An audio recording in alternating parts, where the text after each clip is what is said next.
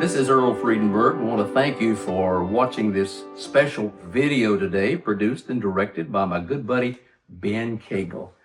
I have a special friend, and he's been a friend since the 70s, and we're going to talk with none other than Bill Hullander. First of all, Bill, I want to ask you a question. Yes. The late Hamilton County Commissioner said you use Clairol in your hair. Is that true? You think he did? I'm asking you because I really never got the truth of that. No, I don't use nothing in my hair. I don't.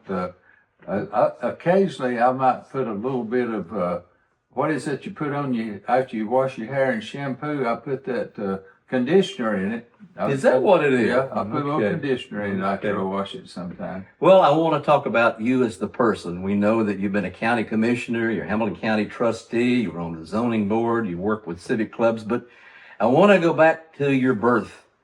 You were born in Ringgold, Georgia. Let's see, your mother was from Ringgold, but your dad was from Apison. Right. You told me that when you were born, you were in the hospital for a month. What happened? Well, the way I've heard my dad tell this story several times, my dad had bought this farm that we live on today still, and my mother, he had to rush her down to Dr. Stevenson's office in Ringo. People in Ringo, they know Dr. Stevenson from delivering a lot of babies, and they know Dr. Stevenson from it didn't matter what was wrong with you, whether you had the flu or you had an ingrown toenail, he gave you a penicillin shot. So anyway, my dad said he carried my mom down there. She had a very bad, I guess, delivery. And when I was born, the doctor put me over on a table and threw a sheet over me and told my dad that I was dead and that he was going to try to save my mom. Well, this just being in a little clinic in Ringo, Georgia, I know when I went in, when our first child was born, I had to go through this Lamaze class and all, but that was in a big hospital. But this was just in a little clinic in Ringo, Georgia. Probably nobody in there that night except my mom and my dad and the doctors. Maybe grandparents might have been out in the waiting room. But anyway, my dad said he was in there when I was born. The doctor put me on the table, put a sheet over me and told him that I was dead, and that he was going to try to save my mom. And my dad said he just happened to see the sheet move a little bit, and he went over and jerked that sheet off, and he's raised a lot of calves here on the farm, and when he was at his dad's farm, and he told me he lifted me up and run his finger down my throat and patted me or something and said, "Doc, this boy's not dead." And the doctor then started working with me. My mom got better. I guess I got better, and then they carried me to my grandparents' house, John and Alma Peters. Here in Apison? Here in Ringo. They just lived a half a mile from the doctor's place, and they put me in an incubator, and that's where I spent my first 30 days, they said. So you've lived in Apison all your life except the first month of your life when you lived in Ringo. That's right. It was in Ringo at my grandparents' house in Ringo, which just last week they tore that house down and they're building apartments there for the people that own that property now. But yeah, I've spent my first 30 days there, and then we came here to Apison, and same 30-acre farm that my dad bought then, that's where we still live. Now, this is where you were raised. Yes. Where did you go to elementary school? I went to Apison Elementary School. And where did you go to church?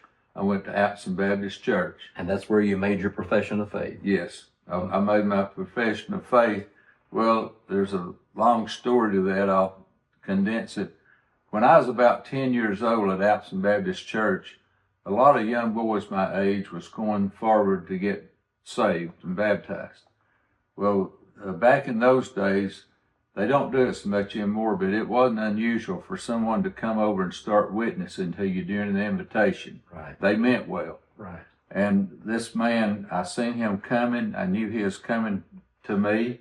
And just about time he got to me, before he could start, I just stepped out and went down the aisle and said, basically, sign me up, you know. Mm-hmm. They did. I was baptized, kept going to church, actually taught Sunday school, did several things in the church. And then after I got up in my mid-20s, the Lord was dealing with me, and I knew that I wasn't truly saved when I went down. I just did it because of that situation. But that's when I went down, and I told Preacher Witt, I said, Preacher, I don't feel like I've ever truly been saved, and I wasn't real serious when I did that. And so that's when I gave my heart to the Lord at the Apison Baptist Church. Now, you went to Ooltewah High School. Did you play any sports in high school? I went to Ooltewah High School, and I went out and played football for just a very short time because my dad and I had an agreement. This is another story, Earl, that you probably never heard. But here in Apison in 1960, it was unusual, or it wasn't, maybe most boys did graduate from high school, but it wasn't unusual for boys just not to finish school. They'd go get their GED or go into service or start helping the family on the farm. So in 1960, when I started high school, my dad and he came to me and he said, I tell you what, Billy, I've got a deal for you. If you will stay in high school and if you will get up every morning before the bus comes and go feed the chickens out there. We had a chicken house that had about 7,000 chickens in it. Nothing automatic. You undid the tow sacks and you poured the feed in a wheelbarrow and you took the scoop out and you did that. He said, if you'll feed them chickens every morning before the bus picks you up, and then every afternoon you feed them, and you stay in school, when you get to be a senior, I'll buy you a brand new car. I did that, and that was your first car? Yeah, that was my first car. And back to the sports, I played sports for just a few weeks, and I was getting home too late for my dad to be happy. I was feeding the chickens too late. So he said, them chickens can't be fed at 6 or 7 o'clock at night. They got to be fed more like at 5 o'clock. So I quit playing football, and I did that. And then I never will forget, on a Friday in October, I believe it was, school had started back and everything. My dad said, let's go to Ringo this afternoon. So I got out of school early that Friday. We went to Tucker's Chevrolet in Ringo. The 64 Chevrolets that just came out. Oh, no. And they had a 63 left over, beautiful white 63 Super Sport. And I said, Dad, I like that 63 better than I do these brand new ones. And he liked that because Mr. Tucker was going to make him a deal on it. Yeah. So he bought that car. If I'm not mistaken, he bought that 63 Chevrolet for just under $3,000. Now, I want to go back just a minute to your childhood. Now, when you came home, your family had the store. Yeah. And your mama used to wrap you in a blanket and put you on the shelf while she ran the cash register. Is that right? Yeah, they had what we refer to as the old store building, which it's still standing. It's an apartment now, like a little 1-bedroom apartment. And there was a trail from our house down through the yard, and then you crossed over the road to where the old store was, and they had shelves in there, homemade shelves, and yeah, my mom would put me, she said, kind of in one of them shelves or something, and I'd lay around there. And my mom and my papa run the store, and my dad worked for the American Lava Company in Chattanooga. Yeah. Now, the story I like is, I think you were about 9 or 10 years old, and you fell in love with ice cream.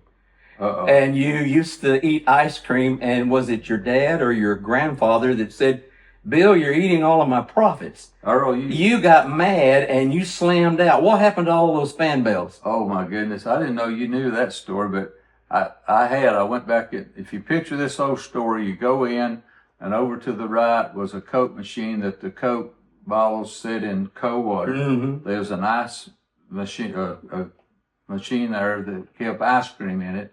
And then right between them kind of was an old pot-bellied wood-burning stove.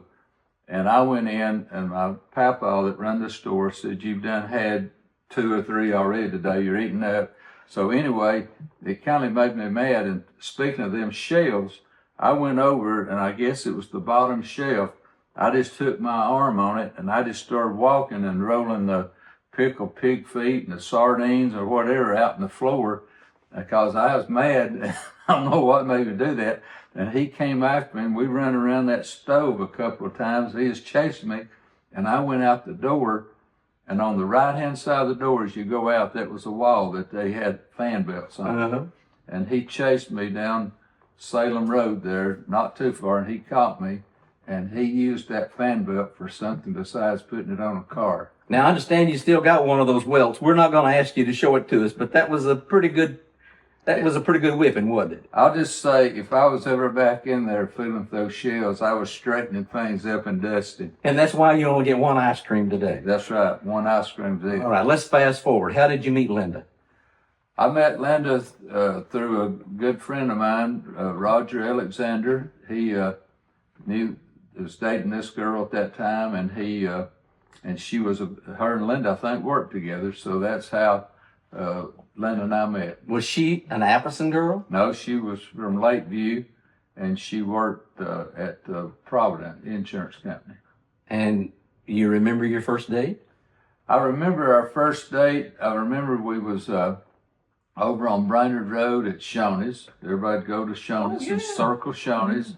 And we was in my 57 Chevrolet. Yeah. And that was our first date.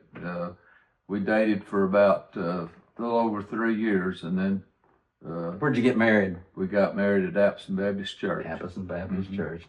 You have 2 children. You got Matt and you've got Mandy. We'll talk more about them in a little bit. But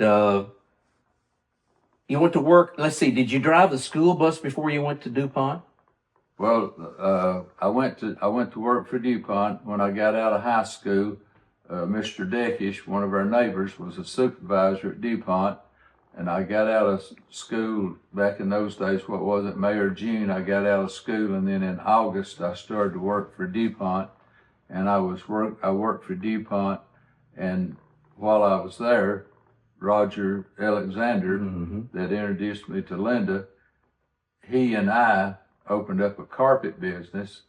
And now you're jumping ahead of me. Yeah, but that was my first job, was at DuPont. The DuPont. Well, I wanted to tell you, after we became good friends, my dad and I were talking one day, and of course Dad had a lengthy career at DuPont, and he says, I remember that Hullander boy. Said, I was impressed with one thing. He had a work ethic. Said, if we were supposed to be here at 8 o'clock, Bill was here early. He worked all day. Lunch hour, he never took a full break for lunch, but he worked. Said he wanted to make nylon worse than anybody that I believe I'd met at that time in the company. And Bill, that work ethic has gone with you all your life. Now then, the school bus. When did you start driving the bus? Okay, after we opened the carpet business up, and I was still at DuPont, I decided I was going to quit DuPont, but I wasn't sure I could make it just on laying carpet. So there was a man, J.C. Chandler, that drove a bus, and he was going to sell his bus and his bus route, and I bought it. And then I would drive the bus, and then after I ran my morning route, I would find out where we was laying carpet, and let's say it was Bakewell or Sale Creek or Cahutta, Georgia. I would look and see what time it was when I parked the bus, and I would drive to where we were laying carpet, and if it took me 35 minutes to get there, I would work laying carpet until 35 minutes that I need to be back to the bus, and then I'd run back to the bus and get on it and go take the kids home that evening, and then in a lot of cases go back after that and finish up the carpet job. Now, you just died to get into the carpet story. Anybody driving down Macaulay Avenue, and they come down there and they see A&H Carpet, and then next door is Wally's. Yeah. What does A&H stand for? Alexander and Hullander. What is that? That's Wally Alexander. It was Wally's son, Roger. Wally that had the Wally's restaurant. Right. And then next to it, that building came available, and we bought that place, and that's where we had A&H Carpet, and I stayed there. So you got a lot of meals at Wally's. You had a lot of burgers from Wally's. We get a lot. It was what we do back in those days. I don't remember why we did this, but we used to all try to figure out who could eat the most crystals. Well, there, after we'd go out and lay carpet, and we'd come in like at lunchtime or something, we would see who could eat 2 or 3 of those hamburgers with chili poured on them. Yeah. Oh, they were good. Chili burgers. Okay, you hurt your back. How did you hurt your back? I went to Dalton one day in the pickup truck to pick up not a large, but a small roll of carpet, and all of the docks had tractor trailers backed up to them. And the man there where I was picking the carpet up, he said, "Bill, this is not that big of a roll of carpet," said, "if you want to, just pull around at the side of that little 3-foot door, and me and you'll carry that carpet out." So we did, and we went out beside the pickup truck, and it was one of those things like 1, 2, 3, let's let it go. And 1, 2, 3, when we threw it, I threw my back out of socket, and that was the longest trip I've ever made. Was from Dalton, Georgia, back to Chattanooga. My back was really out, and I left from the carpet store, and I knew I could not drive home. I was in so much pain, and our preacher from Apison Baptist then, Preacher Witt, lived just off of Brainerd Road, and I pulled down and I pulled in his driveway, and he was out in his yard. He told Linda later that he thought I'd had a heart attack when I pulled in his yard. I was in some more pain. I went in and laid down on the floor of their house for a while, and then he and his wife brought me home, and then my back, it took me a good while to get over that. But you became interested in buck stoves. How did that happen? That led in with what happened just then. As I told you, I was home, and I was laid up for about 6 weeks, and every day my dad would bring the morning paper to me. And I was looking through that morning paper, and back at the classifieds, there was an ad back there that said, "Buck Stove dealership available in Chattanooga." And I called this man. He was the distributor for Buck Stove, Ed Vogel. And Ed came, and Ed was a previous physical therapist, and he had me down in the floor showing me exercises to do to help my back. And then I carried him to the old store building, which at this time now, Mother and Dad had already built the new store, and I hadn't even been in that old store building probably in a year. Didn't have no reason, it was just full of junk. And he said, "Let's go see, where do you think you'll open this up at?"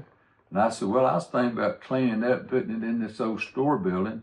It was late in the evening, just before dark, and I was embarrassed with what I was seeing, especially on the floor in that old store. But I never will forget, Ed Vogel asked me, he said, "Does cars ever come by here?" He said, "There's not much traffic here on this road." And so we, fast forward, we became a Buck Stove dealer. We were required to buy 20 stoves to be a dealer. You had to buy 20 stoves.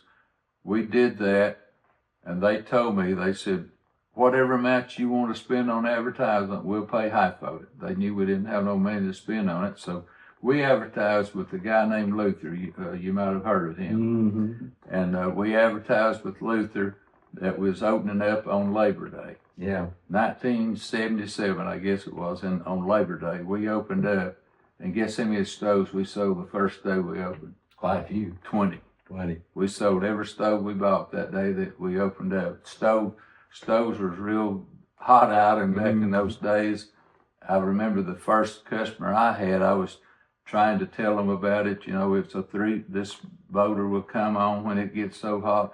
And the guy, he stopped me and he said, "We just been waiting for somebody to start selling these stoves in here. Our brother-in-law up in North Carolina's got one. We're very familiar with it." So he kindly cut my sales pitch short and just said, "Write the order up." I think it was Labor Day in 1977, and at WDOD, Dale Metter was handling your account. Yep. And Dale says, "I've just sold a remote to a Buck Stove dealer out in Apison, Tennessee." Said, "Would you like to do that remote?" Well, it was Labor Day. And I said, "Well, sure." So I came out here and I met you. And I remember I asked you one question. I didn't have to start doing the commercial and telling people to come out because Bill Hullander was a natural for that. And you had all the particulars down, the directions to the store. and we had a 3 or 4 hour remote, and that was the first time that I had met Bill Hullander. And of course, down through the years, we've been friends. When Dale left the station, he said, "You want the Hullco account?" Well, actually, I'm getting ahead of myself. You want Bill, the Hullander account? And I said, "Sure." Well, let's go back. You're a buck stove dealer. You're selling them all over the state of Tennessee, but you said we got a little hungry when springtime came around because buck stoves, was a seasonal product. So how did you get into the window business? Well, you're exactly right. So we opened up on Labor Day. People were getting ready for winter coming.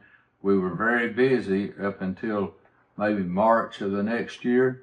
And then all them people that was coming buying stoves, they just all disappeared. And so we're sitting there thinking, well, what are we going to do in the summertime? And a man I had met that was in the buck stove business in a different state, he was in the window business. And I talked to him a little bit about it.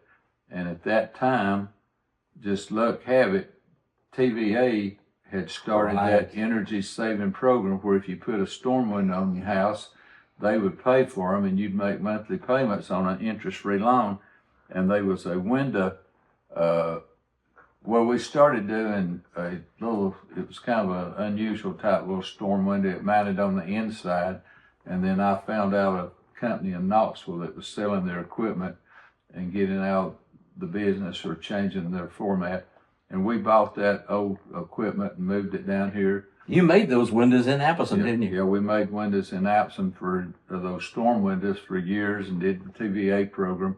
And then that led into us getting into replacement windows. And we made them in Apison for a long time. Now, I want to fast forward a little bit and then go backwards. You got appointed to the zoning board. Then you got elected to the Hamilton County Commission. That was 1996? 1998. And then you were elected Hamilton County Trustee. So you've been in public office, you might say, since the early 90s. Yeah. But you got a sideline. And that's where we begin the story with your getting involved in Southern gospel music. Yeah. Now, you told me that you used to ride around with your mom and dad when you were a kid and listen to the Chuckwagon Gang on the radio. So I assume that you've been exposed to Southern gospel music most of your life. But I remember in 1986, a young man by the name of Dickie Matthews called me and he says, "We're going to Fort Payne, Alabama for a news conference. You want to go? You get a free lunch." Well, broadcasters like free lunches, you know that. So I got in the car and went down there. There was a young man named Randy Owen with the Alabama band and another man, a bank executive by the name of Marlon Pendergrass. Mr. Owen said, "Well, we have the June Jam on one side of 59, but we want some gospel music on the other." So Marlon says, we put together the June Gospel Jubilee. Well, fast forward a couple of months and Dickie calls me again. He says, "I want you to get some of your friends and we're going to go down to the first night of the June Gospel Jubilee." Bill Hullander and Linda Hullander and Curtis Adams and Dot Adams got in the back of that big Chattanooga Funeral Home limousine. I was in the front with Dickie and off we go. We got down there, we pulled in. Folks, Bill Hullander and Marlon Pendergrass hit it off just like that. I didn't see Bill the rest of the evening because you and Marlon, both of you businessmen, both of you with farm experience, you really, he's still your friend, right? Man, Marlon, he lives in Florida now, and we talk on an average of once a week. He's one of my best friends. But you told me that he was really the inspiration for you to start gospel singings. And I remember out here in front of your house, you called me and you says, "Now, this is not a public invitation because I don't have a place for all these people, but you got a big orange tent." I understand now why you got a big orange tent, because you're Apison's #1 Tennessee Vol fan. But you invited the bond servants. I believe you went to church at the Woodland Park Baptist Church, F.L. Pierce, they came over. But you also got some of the UT folks, players, and maybe a coach to come down for that gospel singing. We put a big tent up out here. We didn't have no barns then or buildings. And we put that orange and white tent up. And on Friday afternoon, we would have a gospel singing. And then on Saturday, we had a lot of the UT football players. They would come down. I went to UT up there to meet with them, to explain to them, back in those days, you couldn't pay players nothing and this and that. And they said, So I got all that cleared up, and the first one we had of the football team, we had a boy from one of my buck stove dealers in Murphy, North Carolina, that bought buck stoves from me. He knew a boy up there in Murphy, North Carolina, named Carl Pickens. Yeah, oh yeah, Carl Pickens, boy, he could run. Carl and his family came down, and they were the only ones that was here.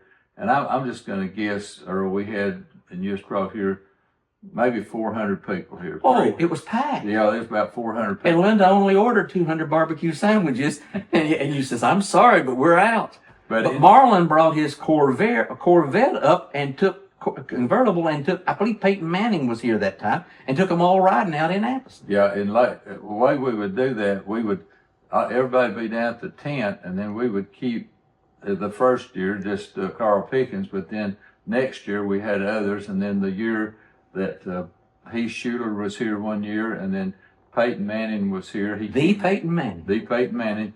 Peyton Manning came to Knoxville, if I remember right, on a Thursday from high school to start his first year up there.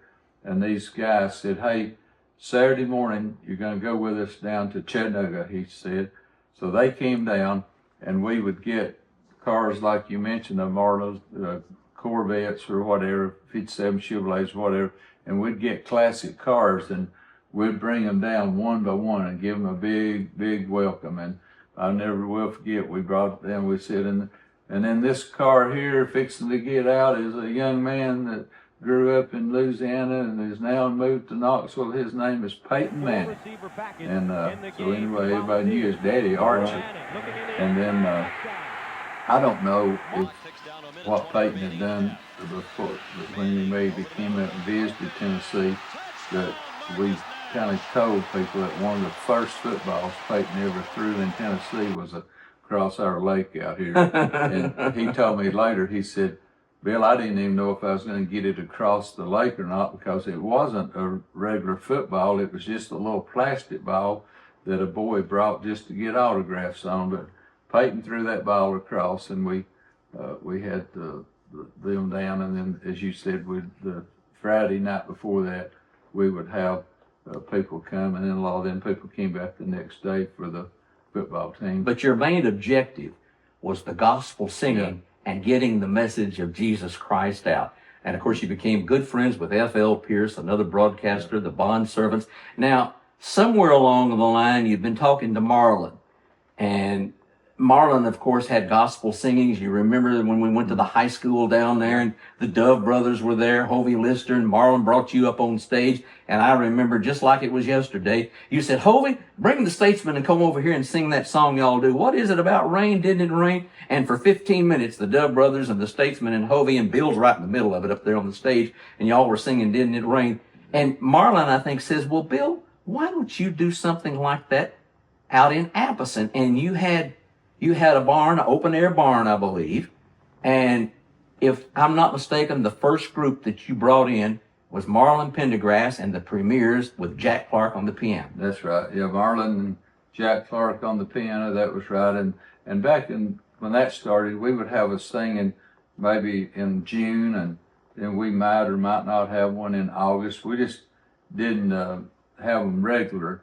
And thanks to you and other folks in radio and TV business, they would kind of help us with getting the word out.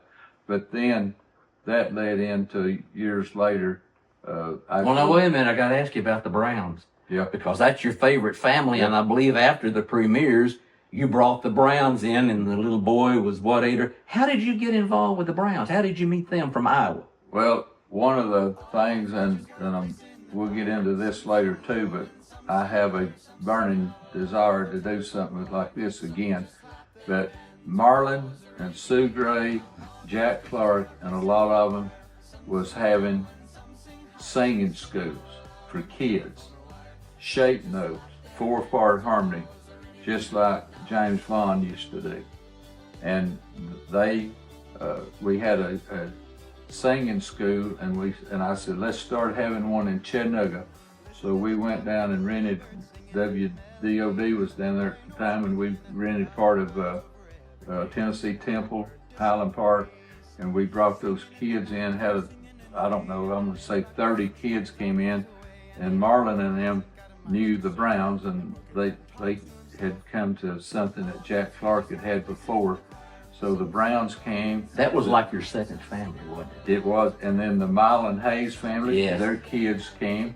So they came through the singing school that we used to have, and then that grew, and then we did those 3 or 4 years, and the last one we did was at the college in Collegedale, and we had a lot of people, and then people got busy. Marlon moved from Alabama to Florida, and we quit having those singing schools, but in the old barn, you can't forget this. Yeah. Hovey Lister and the Sensational Statesman Quartet, and you're coming down. What was that John Deere? I had that little John Deere side by side, we call it. It's just a little thing we run around here on the farm with.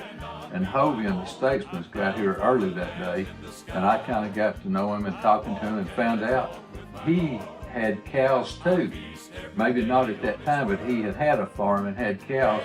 So people was coming in. So me and Hovey rode back on the back of our farm, and I was showing him my cows and everything, and we was talking, and I rode him around the farm, showing him the area around here. And I said, Hovey, we got to get down there, singing's about to start. So You're the star of the show. yeah, so I just pulled that thing up. Kind of, I think we went inside the barn just a little bit with it. But one thing Hovey told me, and I always remember that, Hovey said, Bill, I have, this is kind of what he said. He said, I have sung all over the world, and I've been to a lot of places, but he said, I have never been anywhere I enjoy being in, going right here in this little barn, and visiting you on your farm and everything. And Hovey Lister and the Statesmen was there then. But back to the Browns, I didn't answer your question. Yeah, the Browns came here, and you can tell where the Browns are at today. Well, at the time of this recording, they're at the National Quartet Convention, which is taking place in Pigeon Forge, Tennessee. That's how big the Browns are. But their best friend in Apison, Tennessee is Bill Hullander. Well, unfortunately, in 2010, I believe it was, the tornado came through. That wiped out your open air barn and your adjoining barn, but your house, It wasn't hurt too bad. It wasn't hurt. But Ben and I were looking, before we started this recording, we were looking at the distance from the barn to the house. I mean, that was a miracle in itself that your home was saved, but these two barns were destroyed. Yeah. We then people said, did you go to the basement? No, we kind of laughed about it. After it was over, we were so scared we went to the basement. But when the tornado came through here, Linda and I was in our bedroom. I was actually taking my shoes off, and I looked up at Linda, and before I realized what I said, Linda, what's that noise? It sounds like a train. And then I said, a train? I said, I believe that's a tornado coming. And we looked out, and my cattle trailer was in the backyard, and it was back there flipped over. Trees was blowing down, and just about that quick, because it came through here at 200-something miles an hour, it was gone. And then I stepped out of our bedroom into our screen porch, and I looked down this way, and I said, baby, we don't have no buildings left. It had wiped all the buildings out. But at our house, we was very fortunate. We never had to move out of it. We had to put a new roof on and some new lumber sheeting on the roof, and a new roof, and maybe we had some windows broken out. But we was very lucky, and as you said, it was probably within a length of a football field away. That's how close our house was, but it took the barns out. But I believe you called me a few days later, and you says, Earl, I don't know whether we'll ever have a gospel singing out at the house again, out at the farm. He said, my two barns are in shambles, and said, I just don't know. He said, just pray that we'll be able to have a gospel singing. But as things would happen, moving forward, you built this brand new barn. You've had major groups in out here.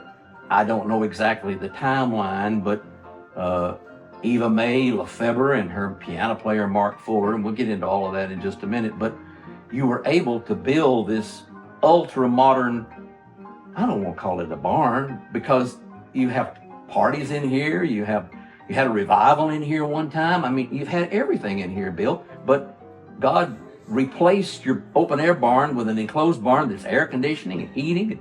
You've got a nice kitchen. I mean, you know, when you lose one thing, God replaced it with something a whole lot better. He sure did, and I wouldn't want to go through that tornado again, but as you said, we are much, much better now. All this wood you see on the wall are from trees that blew down on the farm. We've had this man to come in with one of these mini sawmills, and he started cutting the trees up and making planks out of them. So that's what we used. A lot of the wood that's in here is from those trees that blew down on the farm. But it is much better because that building had a terrible sound to it. You know, it had a lot of metal on it and stuff. But back to the wood in this building, and with helps from Dale Crawford, they tell me we got the best sound system of any building in Chattanooga. Well, that old barn was great because Amy and Mark loved to come out here for your singings, and you had big old bales of hay, and the kids liked to sit on those. Do you have any idea of who has sung here in Apison, Tennessee, thanks to Bill Hullander? Do you have any idea? I could probably take me a while to guess, but it looks like you may have a list. Marlon Pendergrass and the Premiers. Yeah. Jack Clark played with the Cathedral of Tomorrow, played with the Harvesters. Shelley and the Browns, and one of the top Southern gospel groups today. We talked about Hovey Lister and the Statesmen. And by the way, the concert here was his next to last concert before his last concert at the Colonnade down in Catoosa County. Eva Mae and the Lefebvres, Mark Lefebvre. Of course, the Lefebvres started up on Signal Mountain with their gospel singing caravan at Channel 9. Oh, wonderful evening when Anthony Berger came to the barn incognito. And somebody, I don't know who the group was that was singing, but somebody out there, there's Anthony. Bill says, Anthony, come down here and play this piano. And you got him to play Goodbye World, Goodbye, and I'm Feeling Fine, and several of those old gospel favorites. Oh, remember when the Blackwood brothers were here? Oh, yeah. Jimmy Blackwood. And what was that guy's name that his wife polished his truck? You give him a hard time. Whitey Cantrell. You got Whitey up there. I don't know how you did it, but Whitey and the Scenic Land Boys used to sing that song, I Want to Be More Like Jesus. Yep. And here's Whitey and Jimmy Blackwood singing together, The Chuck Wagon Gang. What an evening. Ben Cagle made a video, and at last tally, that video has had 50,000 views. Yep. Not 5,000, not 10,000, but 50,000 views of the Chuck Wagon singing in Apison, Tennessee. Gaither Homecoming people. Cal Newton came out here one night. Kevin Williams, the guitar player. Yep. Y'all had a ball on that one. The Junior Dove brothers, didn't they sing here? They did. Mallory Ledford and her family, and even Mallory's wedding took place here in Bill's barn. Yep. Dickie Matthews, the Scenic Land Quartet, and of course Dickie played for the Jimmy Dean Show. Robbie Maxwell and New Ground, I understand that they're going to be coming back in the future. You've had the Sons of the Pioneers. That's some of Roy Rogers' folks. You've had them, what, 2 or 3 times? We've had them about 3 times here. Sue Gray accompanied the Billy Gray Quartet, many professional groups. This just goes on and on and on. Bill McCauley, the famous cowboy show host, didn't he do some of his anniversary shows out here? He did those here too. And then another person, what's that lady's name that's real famous for the organ? Patty, yeah. Was she here? She's been here before. Played on all those hymn sings. Yeah. And of course we can't forget the bond servants. I want to say that's your, you know, these studios and everything, they've got a stage group or a stage band. The bond servants are sort of your go-to, and they provide a lot of programs and instrumentation and everything. Bill, that's just a fraction. And then the Classic Harmony, which has got Johnny Bradford and the Satterfield Boys and Alan Brewster in it. I mean, we got some great talent right here local. You know, I've been playing Southern gospel music since 1962 when I started a little 15-minute program on WAPO. I don't know anybody in my lifetime that has promoted Southern gospel music more than Bill Hullander. Now then, you started something entirely new here. Well, when did you start the Redback hymnal singings? Oh, 8 years ago, maybe. You're the one with the figures. Yeah, I'm going to say 8 years ago. It was close. I was here the first night. Yeah. I know it was your idea, but your good friend Curtis Adams, I mean, you two were like that. Yeah. I mean, if you saw Bill, you saw Curtis. Curtis used to tell the story about they go out to eat, Bill would go to the restroom and I'd have to pay the bill. Yeah. And he would always say that, and it would get a good laugh. But he was your first song leader, and I remember the very first song that he opened up and sang out of the Redback hymnal, and it was his favorite, Blessed Assurance. That was the first song at the Redback hymnal. Mm-hmm. But how did you come up with that idea? Well, back there, as I mentioned before, we used to have some gospel singings, but it would just be hit and miss at different times. And I told Curtis, I said, people don't know when we're having singings. I want to have more singings than what we're having. I'm just going to pick a day, and that's when it's going to be. I said, we're going to start having them the third Sunday of every month. And he says, no, you're messing up. You need to have it on Saturday. It will not work on Sunday. You need to have it on Saturday. And I said, well, Curtis, we'll have some conflicts on Saturday. I said, there's a few people want to get married here in the barn. And UT football. UT football. We got conflicts. And I said, and there's not some of the churches are not having services then, and we want to go after some folks that's not even in church. So I said, we're going to have it on the third Sunday of every month at 6 o'clock, and it's nothing unusual for us here to have over 300 people. And then when we have our January and February, and we do that over at Ridgedale Church. Last year we had 600 people there for the Browns and for the Chuckwagon game. But the people love singing these old hymns and these old Southern gospel songs, which you used to ride around in the car with your mom and dad and listen to on the radio. Mm-hmm. And you've got a passion to preserve this music, don't you? Yeah, we got to preserve this music. I was telling someone this week, this goes back, let's say, back to the 1920s. James Vaughn would have these music schools, and if me and you went to that music school over there in Middle Tennessee, and we did pretty well, James would buy me and you an A model car and get two other guys and buy them an A model car, and he'd put us on the road as James Vaughn's quartet groups. And at one time, he had 20 different groups traveling around in the 20s and 30s, singing all over the Southeast, and that they would learn this from those shape notes. And, then that goes on, and reminiscing now, back before our time, they'd have those brush harbor meetings, and they'd sing. If someone in the neighborhood, like in Apison, got a piano, they'd go to their house, and who all could get in the house would. They'd open the windows, and people would be all out in the yard listening to them singing. And I remember years ago, there's a few of us that we run around with about the time Linda and I got married. My late buddy Paul McDaniel, we used to go to different houses, and somebody'd have a piano, and we'd go in there and listen to them, and we'd gather around it and play. And then we all know, and we can all remember this, churches would have a homecoming. You'd have Sunday school at 10 o'clock. You'd have service at 11 o'clock. At 12 o'clock, you'd go outside to the picnic tables, and you'd eat homecoming food. And then at 2 o'clock, you'd go back in the church and sing for 2 hours, and then get to go home about 5 on that Sunday. But that's kind of some of the history. Bill, you worked hard to preserve the songs out of the Redback hymnal, the hymns, and the good old gospel songs. And when I look at the singers that had been in that room in there, the Chuckwagon Gang and the Blackwood Brothers and the Statesmen, and Eva Mae, all of these groups, these folk have roots going back into the 30s and 40s and 50s. But all of those groups, Bill, have been here at Hullander's farm. Yeah. I know of nobody in my lifetime that has promoted Southern gospel music the way that you have. But through all of this, your life as a public servant, promoting Southern gospel music, your life also has had tragedies. The tornado, 14 people, friends and relatives that were killed. And I guess the most the event that I remember the most was when your daughter Mandy got married, and her husband Chris, they were in Mexico, and he was killed. People in the other car were killed. That was very traumatic on you and Linda, because you had to go out there.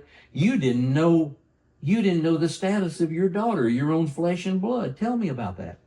Well, we had Holco at that time, and I had met this person at a church, in fact, to measure their windows, and then I came back to the office over on East Brandon Road, and my phone rang, and it was Linda, and I could tell something was wrong. Just screaming, crying, come home. So I just immediately jumped in the car and headed home, and I did know it was something to do with Mandy. And so anyway, when I got home, and let me say, if anybody's traveling and you're on the road and somebody comes up behind you with their flashing lights on or something, I get over now, because I thought I'd never get home. But anyway, I got home, and Linda was real upset, and they had called and told Linda that our son-in-law had got killed. Our daughter was in bad shape, and she needed to be airlifted by our ambulance from Mexico to El Paso, Texas. And then Matt, our son, came out here, and then Matt told us that he had got a call from this person that has a private plane, and you need to get to the Chattanooga airport as soon as you can. And we had some friends, Ken and Diane Hagan, that was on their way back from Knoxville, and we waited at the airport till they got there, and they flew us out to El Paso, Texas.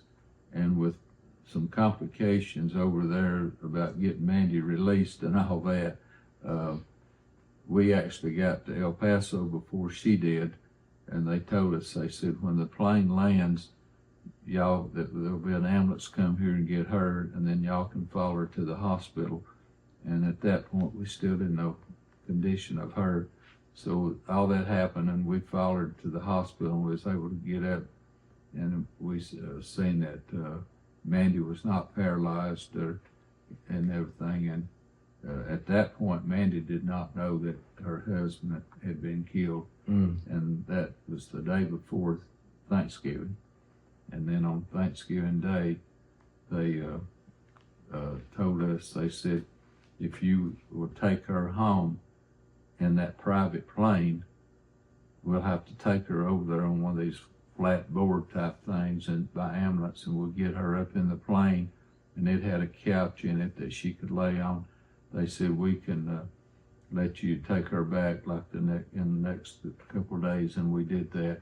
And then we told Mandy about her husband before we left there. Between the tornado and the tragedy with your daughter, you told me that there was one thing that, well, actually two things. One was your faith in the Lord Jesus Christ, and the other was hope. You said that those two things really got you through both of those events. Yeah, that's exactly right. At a time like that, you just got to turn things over to the Lord and know that there's a reason for all things, and put your trust in Him. Now, I've got a story, and we're going to wrap this up, but I've got a story that you probably have never heard before. But, we used to do the remote broadcast from Brainerd Village in Northgate for the Forgotten Child Fund. Yeah. And one year we were at Brainerd Village, and it was before lunch, and here comes Bill Hullander, and he says, Earl, I want to talk to you on the air. So as soon as the record was over, went on the air, and you handed me a check for $1,000 from Holco for the Forgotten Child Fund. And everybody clapped, and Bill ate a couple of Charlie's hot dogs, and we had a good old time. In about an hour, a good friend of yours, Herb Adcock, come pulling up one of them brand new Chevrolets. He come up to me, he says, Earl, I want to be on the air. He hands me a check for $1,000. He says, that Bill Hullander is not going to outdo me. In another hour or so, I didn't time it, but, another hour or so, another car dealer there on Brainerd Road, Bob McCamey, comes up. He says, I've been listening to you guys on the radio. I'm not going to let Bill Hullander or Herb Adcock outdo me. And he hands me a check for $1,000. Did you know that you raised that type of money for the Forgotten Child Fund? I did not know that happened. Well, you were a big supporter. We had the barbecues and everything. But folks, that's the type of person that Bill Hullander is. And we could sit here and we could talk about all of these humanitarian things that Bill and Linda have done. And by the way, Linda just came in the room. I thought she came. Where is she? Come over here, Linda. And you want to introduce her? I found out that he told us how you met a while ago. Sit down, my lap. Yeah, sit on his lap. Ben, can you get a picture of this? Now, I want to tell you something. Bill could not do all of this if it wasn't for Linda. She keeps his books. She makes the coffee. She calls these ladies and asks them to bring refreshments to all of these events. We've known for a long time who runs things around here. We've known for a long time. But Linda did not know about the $1,000, and I'll be in trouble tonight. Well, that was It was should have many. been $2,000. That was you hear that? Yeah. That was many moons ago. Linda, tell us, how do you do all of this? I mean, you're here for every one of these redback hymnal singings. Tell me, how do you do this? It's just in God's strength. You know, you just keep on keeping on, and we don't know how much time we have left, but we just want to be a blessing for whatever reason. Before you met Bill, did you like Southern gospel music? Yeah, I was raised with Southern gospel. The so Blackwoods and the Statesmen and the Spear Family and all of those? I wasn't as familiar. It was more like the gospel hymns you hear in church. So you didn't know what a Hovey was until you No. met Hovey Lister. How long have you two been married? 55 years. 55 years. Yeah. What are you, 77, 78? I know 79. 79. Well, he's a little older than me. But, you know, what do you hope to accomplish between now and the end of the trail? Just to be a witness for the Lord and let others see Jesus in us. You've got a lot of goals with your redback hymnal and preserving that music. Yeah. But through it all, it's that cross. Yeah. It's that death, burial, and resurrection of the Lord Jesus Christ. That's what it's all about. Yeah. Bill, you don't know how much this means to sit down for an hour and Well, sit here. And is there anything else, anything we've left out? I've tried to give a thumbnail sketch of your life and your accomplishments and what you mean to this community. I know your best friend was Curtis Adams. Oh, y'all took a lot of trips with the premiers on that bus, didn't you? we went on that bus with the premiers a lot. We would leave here and go meet them in Fort Payne and get on that bus and go sometimes nearly to the Florida line to little churches. And then one time we actually arranged this for them. We went up to Andrews, North Carolina, to some friends we had up there. They went up to that church up there. But I don't. One last story I want to tell, talking about Linda, and I kid people about this. This is when I thought went through my mind jokingly that I'm going to marry that girl. Linda and I, when we met, I was working at DuPont, and me and some boys, we really got into boating and skiing. We were skiing all over the Tennessee River, and then Linda and I started dating, and I had bought a boat, but it gave me a lot of trouble, and I thought I'm just going to bite the bullet and get me a nice ski boat, and I got me a boat, and back in those days, they used to have a ski race, 25-mile ski race. They went 12 and a half miles up from Chickamauga Dam, and that's where you would leave from, and you'd come down and circle a houseboat, and you'd go back 25 miles. Well, I entered that ski race, and you had to have somebody to watch the skier, and you had somebody driving the boat, of course. Well, the person that was going to drive the boat for me that day, that Saturday morning, he got called into work. And I told Linda, I said, we're going to get this young boy to go watch, and you're going to drive the boat. Well, she hadn't drove it really that much, just a little bit when we was up on the water, because we hadn't dated that long. And when we got up there, I told her, I said, just push the lever all the way down and never let it up. I'm back there in this ocean waves, and she had pushed it down and never let it up. And I was like, I didn't mean to never let it up. And I thought, if that that young girl will mind me like that, I might just marry her. Maybe she'll mind me on other things. But I've kidded about that before. But and the rest of the story is, she got a trophy. We won the race. I got a trophy for skiing, and she got a trophy for driving the boat. Linda, one question. If there's any place that you and Bill could go for relaxation or to spend 8 to 10 days, maybe at the top of your bucket list, what would that be? Well, we probably have two different bucket lists. His would be Brasstown Lodge, In Young Harris, Georgia. and mine would probably be maybe somewhere like Destin, Florida, walk on the beach and that sort of thing. That's where you would like to go. Well, on behalf of our community, I want to say thank you for opening up your 30 acres. Is that right, Bill? Your 30-acre farm. You've been so gracious and you've been so kind. And I know there have been months when you've had the singings and Linda's had to write the check to pay the bills. But we say thank you from the bottom of our heart. I don't believe there's any other place in this county where people can go and go to a gospel singing and it doesn't cost anything. Now, that doesn't mean you don't put something in when the bucket comes by. But as Bill has said many, many times, if you don't have it, you're still welcome here. Exactly. And we say thank you, thank you, thank you. And Earl, I don't know if Bill told you the story in this interview about when I had that accident I didn't know about that. in 06. Yes, you did. Oh, I did? Okay. It was way back in 2006, and you and Bill were on the radio every Sunday morning. Right. And we had an accident over there. I call it run over by a Kawasaki, but they named it, it's like a ATV, but they called it the Mule. It's just the name they gave it.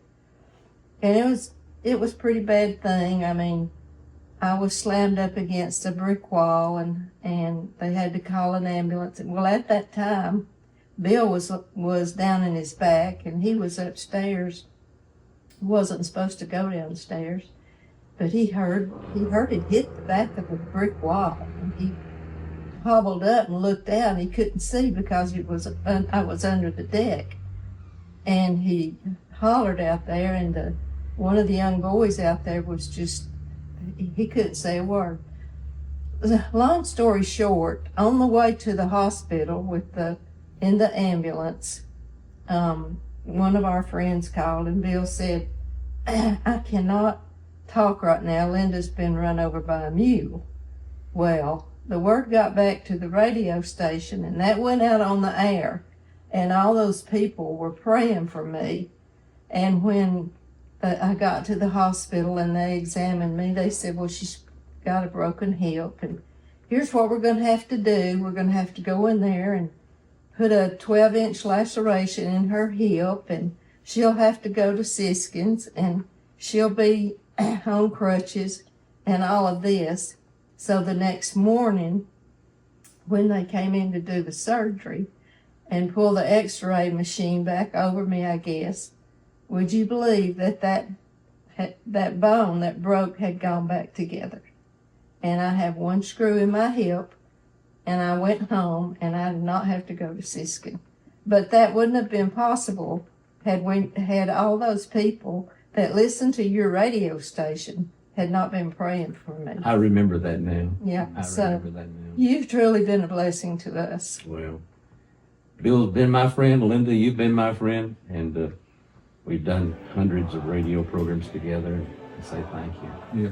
And bless your heart. Good brother. deal. Good Bless deal. your heart. We've enjoyed it. Thank you, Earl. Thank you. Thank you. And thank you, folks, for watching this video with Bill and Linda Hullander from the Hullander Farm in Apison, Tennessee. Produced and directed by my good friend, Ben Cagle.